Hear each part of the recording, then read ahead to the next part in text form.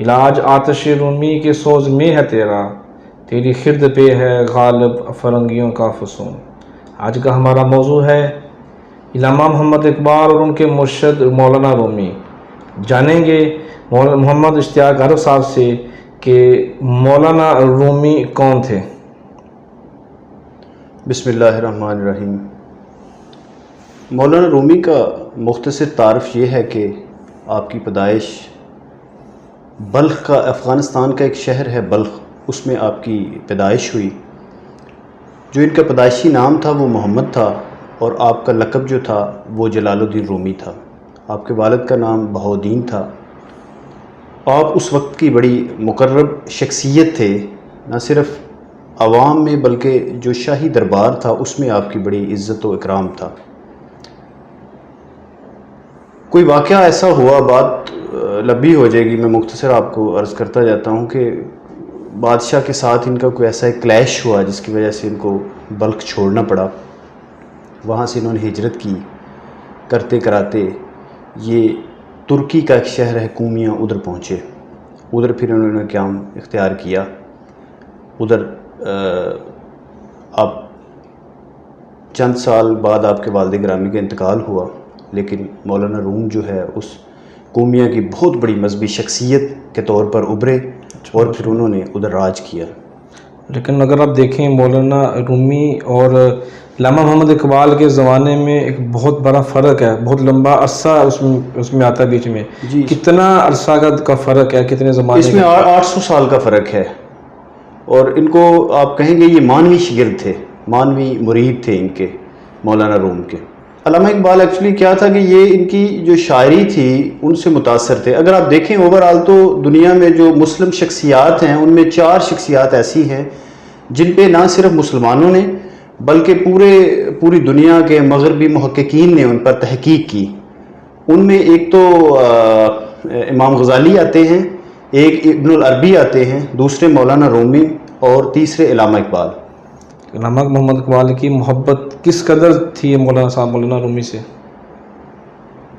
جو کلام اقبال کو پڑھتے ہیں وہ یہ بات جانتے ہیں کہ علامہ اقبال کے کلام میں جا بجا آپ کی شاعری میں مرشد رومی کا تذکرہ ملتا ہے۔ اور یہ اس ضمن میں ایک ان کا جو ایک خط ہے اس کو کوٹ کرنا چاہوں گا، جو محمد حسین عرشی کے ساتھ جو خط منسوب ہے۔ پہلے عرشی صاحب خط لکھتے ہیں علامہ اقبال کو، وہ اپنے کچھ روحانی مسائل کا ذکر کرتے ہیں خط میں۔ روحانی مسائل کا ذکر کرنے کے بعد وہ ان کا حل پوچھتے ہیں۔ علامہ اقبال نے اس خط کا جواب دیا، لکھتے ہیں کہ جناب عرشی صاحب السلام علیکم، آپ کا خط ملا، طبیعت عامہ تو کافی بہتر ہے لیکن آواز پر کوئی خاطر خواہ اثر نہیں پڑا۔ میں چند ایک آپ کو نکتے بتاؤں گا اور اس کے بعد پھر ہم علامہ کی شاعری پہ جائیں گے۔ اس کے بعد فرماتے ہیں کہ عرشی صاحب آپ اسلام کی جو روح ہے اس سے لذت آشنا ہیں، آپ اسلام کے حقائق سے لذت آشنا ہیں۔ مولانا رومی کو پڑھنے سے اگر دل میں گرمی شوق پیدا ہو جائے تو اور کیا چاہیے۔ اس کے بعد لکھتے ہیں کہ میں ایک مدت سے کتب کا مطالعہ ترک کر چکا ہوں، لیکن جب کبھی میرا دل چاہے میں قرآن کریم اور مثنوی رومی پڑھ لیتا ہوں۔ اس سے آپ کو اندازہ ہوگا کہ ان کا لگاؤ جو تھا، ان کا جھکاؤ تھا، وہ مثنوی رومی اور مولانا روم کی طرف کس قدر تھا۔ فرماتے ہیں کہ اس کے بعد فرماتے ہیں کہ شوق خود مرشد ہے۔ اس کے بعد لکھتے ہیں کہ میں ایک مدت سے مطالعہ کتب ترک کر چکا ہوں، لیکن جب کبھی میرا دل چاہے میں قرآن پاک پڑھ لیتا ہوں اور مثنوی رومی کا مطالعہ کر لیتا ہوں۔ پھر لکھتے ہیں کہ کیا غضب کہ اس زمانے میں ایک بھی صاحب سرور نہیں۔ فرماتے ہیں کہ ہماری بدقسمتی یہ ہے کہ ہم اچھے زمانے میں پیدا نہ ہو سکے۔ پھر فرماتے ہیں عرشی صاحب آپ قرآن اور مثنوی کا مطالعہ جاری رکھیں اور کبھی کبھار میرے ساتھ ملتے رہیں۔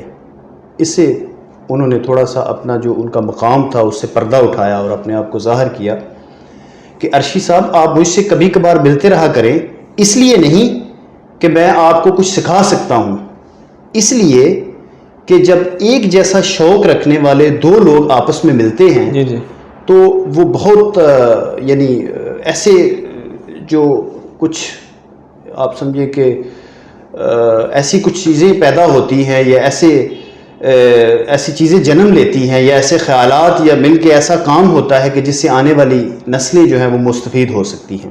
جی جی. اس کے بعد لکھتے ہیں کہ یہ بات زندگی کے ایک پوشیدہ اسرار میں سے ہے، لیکن مسلمانان ہند کی بدقسمتی سے ایسے لوگ اب یہاں پیدا نہیں ہوتے.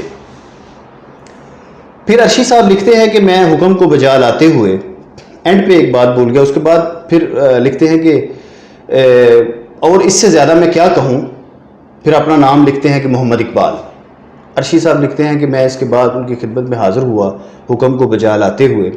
وہاں ایک لمبی گفتگو شہید ہوئی، ایک گفتگو جاری رہی جس میں مختلف موضوعات پر انہوں نے بحث کی. علامہ صاحب نے پہلے و نجم اذا ہوا کی شرح کی، اس کے بعد عالم نسوت کو بیان کیا، اس کے بعد عالم لاہوت پہ بات ہوئی، پھر اس کے بعد حقیقت بشریت کو بیان کیا، اس کے بعد شرح کی آپ نے کعبہ قوسین کی شرح کی، اس کے بعد مختلف موضوعات پر آپ نے بحث کی، جس سے آپ اندازہ کر سکتے ہیں کہ علامہ کی جو وسعت علمی تھی وہ کس قدر تھی. فرماتے ہیں کہ میں نے پھر سوال کیا کہ علامہ صاحب علم کی کتنی قسمیں ہیں؟ فرماتے ہیں کہ علم کی 2 قسمیں ہیں. فرمایا کون کون سی؟ فرماتے ہیں ایک اقتصابی ہے جو علم العوام ہے، یہ وہ علم ہے جو مخلوق کا علم ہے مخلوق کے لیے، اور دوسرا علم الخواص ہے جو خاص لوگوں کے لیے. اس علم کا جو تعلق ہے وہ قلب اور روح کے ساتھ ہے.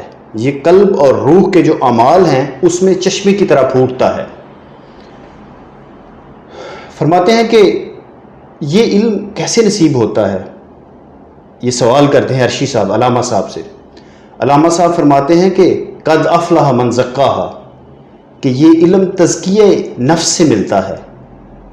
پھر سوال کرتے ہیں کہ تزکیہ نفس کیسے ملے گا؟ پھر آپ لکھتے ہیں کہ یہ صوفیاء سے سیکھو. لیکن جب بھی صوفیاء کی بات آئے گی یا صوفیہ لفظ آئے گا تو اس میں 2 طرح کے لوگ ہیں. ایک وہ لوگ ہیں جو رسم پرست ہیں اور ایک وہ لوگ ہیں جو حقیقت میں صوفی ہیں. لیکن علامہ اقبال کا جو ماڈل ہے وہ مولانا روم ہے. ماشاءاللہ. جو صوفی کا جو ماڈل ہے وہ مولانا روم ہے. تو اس لیے علامہ محمد اقبال مولانا روم سے متاثر تھے. مولانا روم کس سے متاثر تھے؟ یہ قصہ عام لوگ جانتے ہیں، اس میں کافی ساری، لیکن جو 80% بکس میں لکھا ہوا ہے وہ مولانا روم جو تھے وہ کونیا شہر میں ایک مدرسے میں بچوں کو تعلیم دیتے تھے، اور اس دور کی بڑی معروف شخصیت تھے جن کی اس وقت کے بادشاہ کی نظروں میں اور اس وقت کافی ان کی عزت تھی. یہ ان کا واقعہ ایک اس طرح ہے کہ یہ ایک دفعہ مسجد میں بیٹھے تھے، تالاب کے کنارے بچوں کو پڑھا رہے تھے کہ ایک فقیر ظاہر ہوتا ہے ایک دم، جن کا نام تھا شاہ شمس تبریز.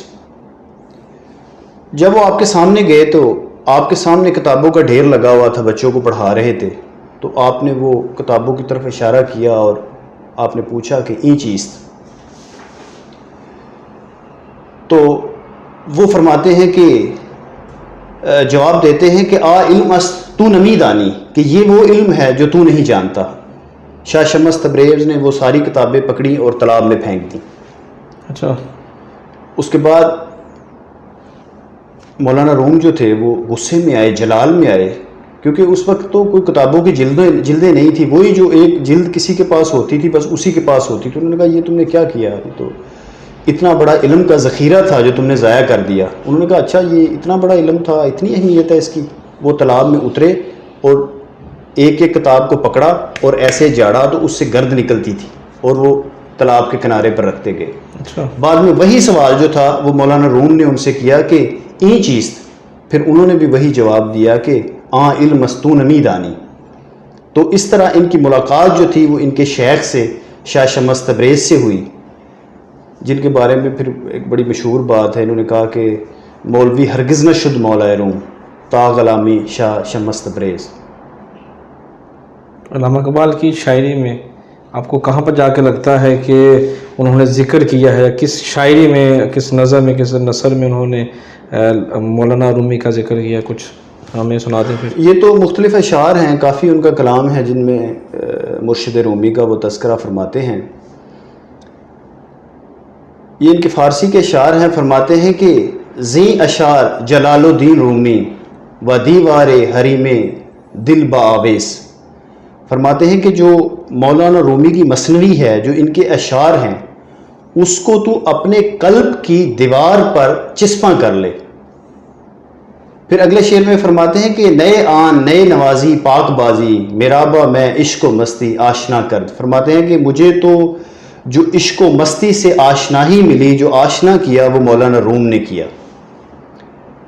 ज़े रूमी गिर असीर फ़कीरी कि आ फ़कीरस्त मासूद अमीरी। फरमाते हैं कि ए लोगो, मौलाना रूमी से फ़कीरी के असरार सीख लो। ये वो फ़कीरी है जो बादशाहों और अमीरों से भी नहीं मिलती। तो फरमाते हैं कि ज़े चश्मे मस्त रूमी वाम करदम सरूर अज़ मकाम किब्रियाई पीर रूमी खाक रा अक्सीर करद अज़ गुबारे जलवा हा तामीर करद। फरमाते हैं कि मैं खाक था और मौलाना रूम ने मुझे अक्सीर बना दिया। फिर आखिरी शेर में फरमाते हैं कि मुर्शिद रूमी हकीम पाक ज़ात पीर मर्गे ज़िंदगी बरमा कशाद। फरमाते हैं कि मुझ पर जो ज़िंदगी के और मौत के जो राज थे, वो मौलाना रूम ने मेरे ऊपर वो मुनकशफ कर दिए।